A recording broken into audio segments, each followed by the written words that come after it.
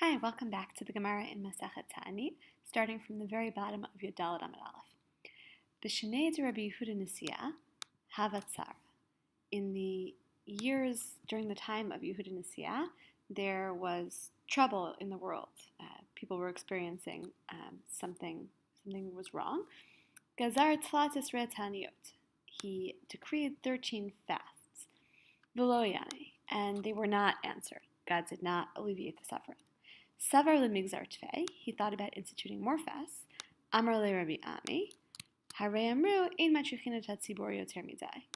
Behold, they said, you can't trouble the tzibor too much. Like there's a limit to what you can ask the tzibor to do. There's a limit to how many fasts you can inflict.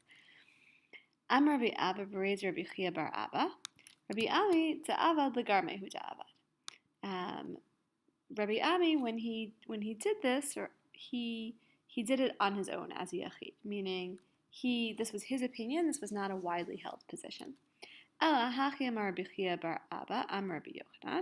Rather, he has a tradition from his father in the name of Rabbi Yochanan. Lo shanu ela l'gshamim. They taught this only about rain. But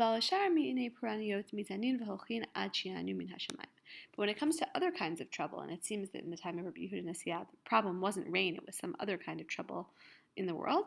For those, you can just keep on fasting until you get answered by the heavens. Tanya nami hachi. We also have a braita that supports this. Kisha amru shalosh ukisha amru sheva lo amru ela l'gshamim. When they stated these numbers of a fast, they were only talking about rain, about trying to make it rain.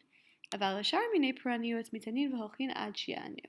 it comes to other problems in the world, you can just keep on fasting until you're answered.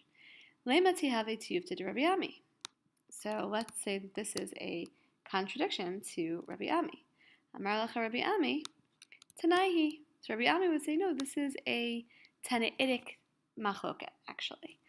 Tanya, as we learned in a braita, ein gozrin yoter mishlosh esrei taniyot al hatzibor, lefi she'ein matrichin et hatzibor yoter midai. So on one side, we have Divrei Rebbe. Rebbe said that you can't have more than 13 fasts because that is too much tircha, too much trouble for the tzibor. Rashbag Omer, lo min Hashem huzeh. It says mana shel reviyah. And Rashbag says that's not the reason. Lo min Hashem huzeh doesn't mean this is not from God. It means this is not for that reason.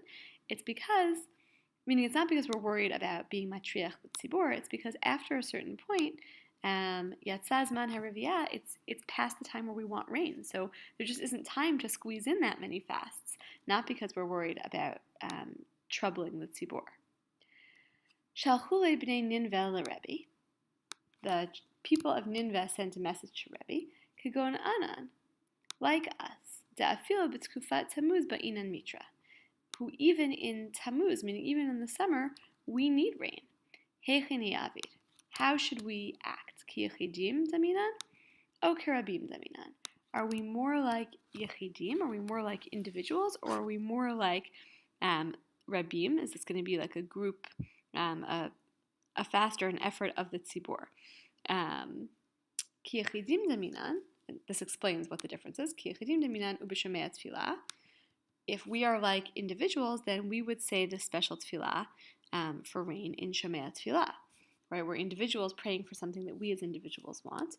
O karabim daminan u'b'berkat hashanim. Or maybe we're like the rabim, and then we would add it into birkat hashanim as we do when the whole community is praying for rain. Shalach lahu. So he, Rabbi, answered them, Ki yechidim demitu u'b'shomei tefillah. So Rabbi said back to them, you are like individuals, and so you should say it in shomei tefillah. Meitzveh, we have a contradictory Tanaitic source. Amar Rabbi Yehuda, Ematai. So Rabbi Yehuda, who's of course also a Tana, said, again in another Tanaitic source, Ematai.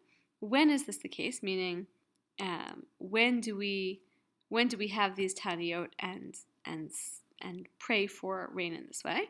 Bisman sheshanim kitiknan v'Yisrael shuriyin alad matan. At a time when the years are as they are supposed to be, and Israel is all fixed on their land, meaning Everyone's in Eretz Yisrael. Aval bizman hazeh hakol lefi hashanim, hakol lefi hamekomot, hakol lefi hazman. But nowadays, we do everything according to the years, according to the places, and according to the times. Meaning nowadays, the Jewish people are scattered, so people can say the prayer for rain even in Birkat Hashanim whenever they themselves need it. They're not dependent on the way things are in Eretz Yisrael.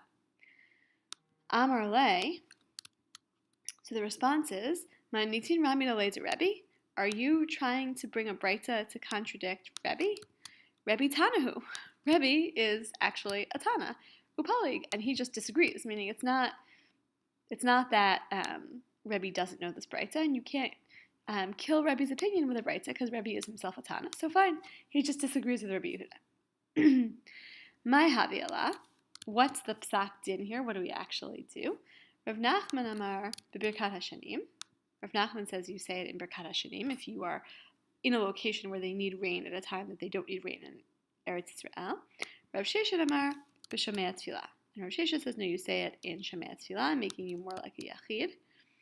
V'hilchata b'Shomei Tefillah. And the halacha is that you say it in Shomei Tefillah. Now we have another quote from the Mishnah. B'Shenim matin im chashecha v'chamishi kol hayom mipnei kvod haShabbat. So this is about opening the stores. Remember, you're supposed to close the stores on these fast days, but Mondays you can open it in the evening, and Thursdays you can be open all day because of Shabbat. So basically you have twice a week when people would be allowed to get the things they need. Ibayalahu. They asked a question, or a question was asked of them. Heichi Katani. So here's the question. How was it actually taught? B'sheni matinim chashecha uvechamishi kol hayom mipnei kvod haShabbat. Did they say that on Monday you can open it in the evening, and this should be v'chamishi, and the fifth day you can open it, type in Hebrew, all day because of kvod haShabbat.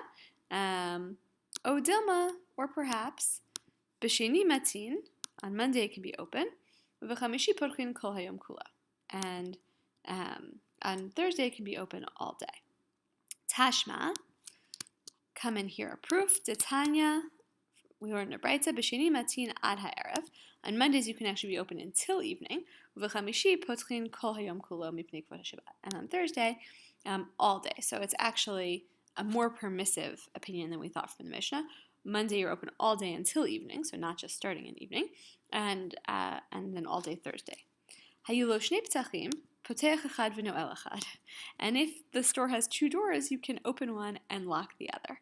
Hayalo itztaba keneged pitcho. If he has like a pillar or a column sort of right outside his door, kind of blocking the door a little bit from the street, potech kedarko ve'eino choshesh. Then you can open your store as usual and not be worried, presumably even the other days. And both of these things, opening one door or having the pillar in front, speak to the fact that the issue with the stores it's not nisur malacha. It's not that you're not allowed to work during that time. It's that you don't want it to look like people are eating and drinking during that time. You don't want it to look like a regular day of business during this fast day, but as long as it's not going to look that way, you're sort of doing something symbolic, your door is blocked in some way, or you have one door locked, then it's okay to open your store.